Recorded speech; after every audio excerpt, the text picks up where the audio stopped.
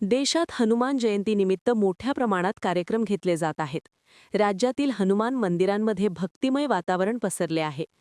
कोट्यावधी हनुमान भक्त या जयंती कार्यक्रमांचा आनंद घेत आहेत. बुलढाणा जिल्ह्याच्या नांदुरा येथील लिम्का बुक रेकॉर्डमध्ये नोंद असलेल्या 105 फुटाच्या देशातील सगळ्यात उंच हनुमान मूर्तीच्या साक्षीने आज हनुमान जयंती उत्साहात साजरी होत आहे.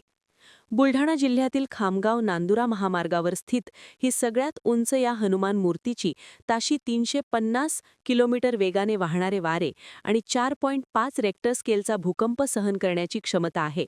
अशा अद्भुत आणि विशालकाय हनुमान मूर्तीच्या साक्षीने याची देही याची डोळा असा रुबाबदार हनुमान जयंतीचा उत्सव साजरा होत आहे. या मूर्तीचे दर्शनासाठी राज्यातून भाविक भक्त इथे येत असतात. शेजारील बालाजी मंदिरात दर्शन घेऊन भाविक उत्सव साजरा करत असतात. दिवसभर येथे विविध धार्मिक कार्यक्रम होत असतात.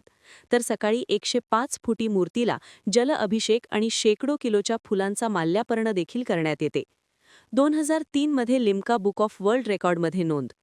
बुलढाणा जिल्ह्यातील नांदुरा शहरात 2000 साली या 105 उंच हनुमान मूर्तीची स्थापना करण्यात आली.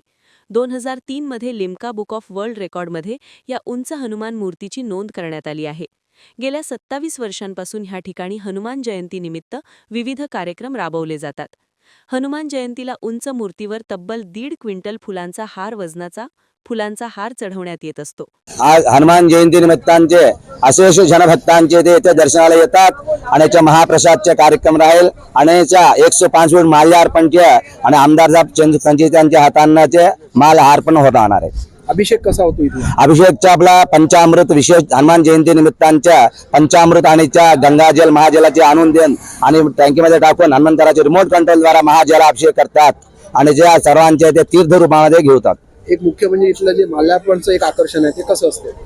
आता असं हे माल्यार्पणचे रिमोट द्वारा आणि जे हनुमंतराच्या कंद्यापासून पायाजवळ याचे तार बांधलेला आहे याचे बांधून रिमोट द्वाराचे आणि ते हात दबून याचे यजमानच्या दबूनच्या जय श्रीराम जय हनुमान म्हणूनच्या आणि खालीपासून वरच्या हनुमंताच्या हात चढतात.